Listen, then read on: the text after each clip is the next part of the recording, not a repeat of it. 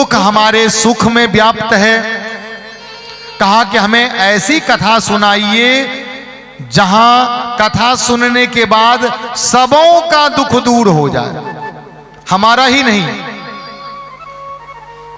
सूत जी कथा कहने के लिए बैठ गए। सूत जी ने कहा कि हे ऋषियों, उस परमात्मा की कथा आप प्रसन्न मन से सुने। जब ये कथा सुखदेव जी महाराज ने राजा परीक्षित को सुनाया, कथा सुनने के बाद राजा परीक्षित के लिए विमान आया। राजा परीक्षित विमान में बैठे और स्वर्ग जाने लगे। तक्षक नाग काटेगा, ये उनको श्राप मिला था। विमान आया, विमान में बैठे। ब्रह्मा जी ने देखा, अरे ये किसका विमान जा रहा है भाई? कहा राजा परीक्षित का। क्यों, कहां जा रहा है? भगवान के लोक। क्या किया राजा परीक्षित ने? राजा परीक्षित ने कथा सुनी, भगवान की कथा सुनी और जीवन में ही मुक्त हो गया। ब्रह्मा जी को लगा, अरे कथा में इतना कुछ है, भगवान की कथा में इतना कुछ है। ब्रह्मा जी पहुंच गए। कहा सुखदेव जी महाराज के पास। ब्रह्मा जी ने कहा, देवताओं को साथ लेकर कहा, हे सुखदेव जी महाराज, आप एक काम करिए, ये कथा हम सबों को सुना दीजिए, और जो राजा परीक्षित जा रहे हैं भगवान के लोक में, वो तो हम स्वर्ग दे देंगे उनको, स्वर्ग उनको प्राप्त हो जाएगा, लेकिन कथा हमें सुना दीजिए। सुखदेव जी महाराज ने कहा कि कथा तो सुना देता, लेकिन मैं सुना नहीं सकता। क्यों? कि तुमने तुलना कर दी स्वर्ग से। अरे स्वर्ग तो बहुत छोटी चीज है, जिस कथा की बात तुम करते हो उसके सामने स्वर्ग बहुत छोटी चीज है।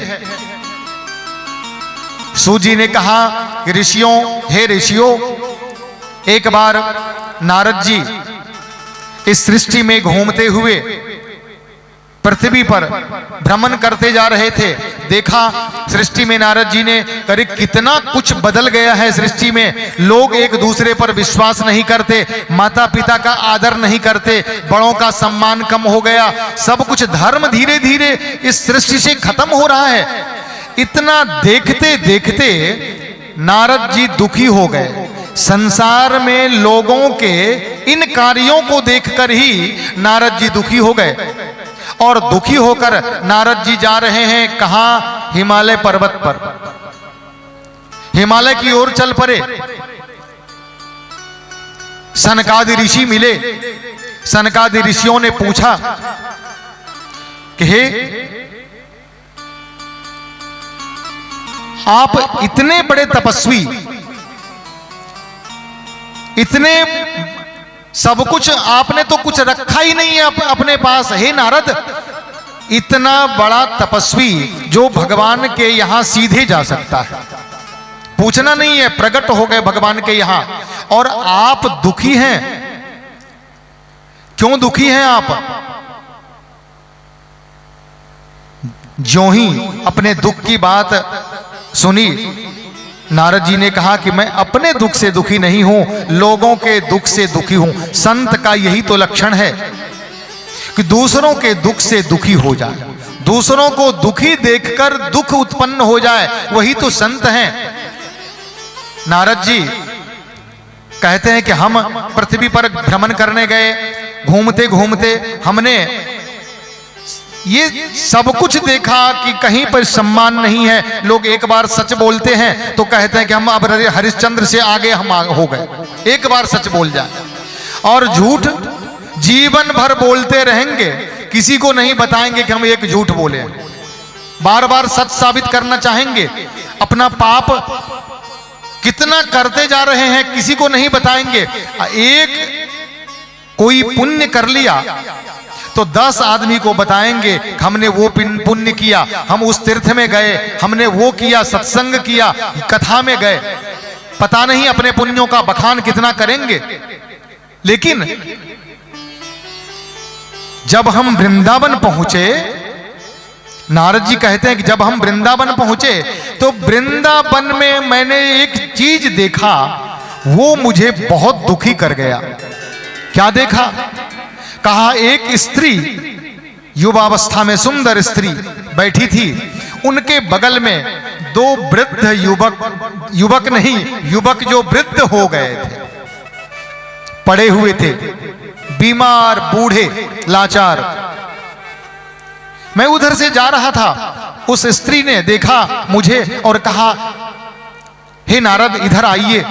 मैं ज्यों ही पहुंचा तो उस स्त्री ने कहा कि नारद मेरे दुख को आप दूर कीजिए। मैंने उनसे पूछा कि आप कौन हैं? तो उस स्त्री ने कहा कि मैं भक्ति हूं, और ये हमारे दो पुत्र हैं, ज्ञान और वैराग्य।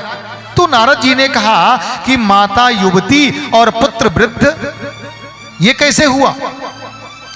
कहा यही तो दुख है, भक्ति युवावस्था में है और ज्ञान वैराग्य समाप्त हो गया, बूढ़ा हो रहा है, मर रहा है। नारद जी ने कहा कि क्या कर सकते हैं इनके लिए? कहा इसीलिए मैंने आपसे बुलाया। तो नारद जी ने उपाय किया, भगवान का नाम जप किया, गीता का पाठ किया, जो उपचार संभव था नारद जी ने प्रयास किया। एक बात देखें, ज्ञान और वैराग्य, कुछ थोड़ा सा अध्यात्म को भी मैं छू के चलूं। ज्ञान और वैराग्य कौन है? ज्ञान और वैराग्य ही दो नेत्र हैं। हमारे दो आंख कौन हैं? ज्ञान और वैराग्य। लेकिन इस दोनों आंख में गड़बड़ी हो गई है। क्या गड़बड़ी हो गई? तो आंख जो है इसमें धूल कण चला गया। आंख में धूल चला जाए तो दिखाई नहीं देगा, आंख मलने लग जाएंगे। तो ज्ञान और वैराग्य ये दोनों आंख हैं जो निर्मल नहीं रह गए, ये बीमार हो गए। वैराग्य अंदर की बात है, वैराग्य भी दिखाई नहीं देगा, ज्ञान भी दिखाई नहीं देगा। अगर ज्ञान और वैराग्य को देखना है तो कैसे देखेंगे? एक चीज और कि इस नेत्र से, अपने इस आंख से हम सबको देखते हैं, लेकिन जब इस आंख को ही देखना हो तो कैसे देखेंगे? इस आंख को देखना हो इसके लिए दर्पण चाहिए, दर्पण चाहिए, तभी हम अपने आंख को देख पाएंगे। तो किस दर्पण में देखेंगे? कौन सा दर्पण? मन रूपी दर्पण। पहले गीत होता था ना,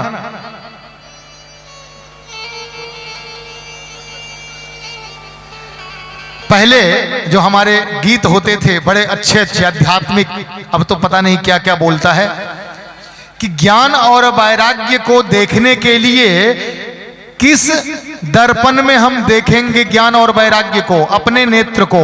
तो मन रूपी दर्पण में ही देखेंगे। तो मन जो है हमारा दर्पण है, हमारे सबके जीवन में मन रूपी दर्पण है, जिस दर्पण में हम ये देख सकते हैं कितने बड़े वैरागी हम हैं, कितने बड़े ज्ञानी हम हैं। ये कौन बताएगा? हमारा मन बताएगा। मन रूपी दर्पण में ही हम देख सकते हैं।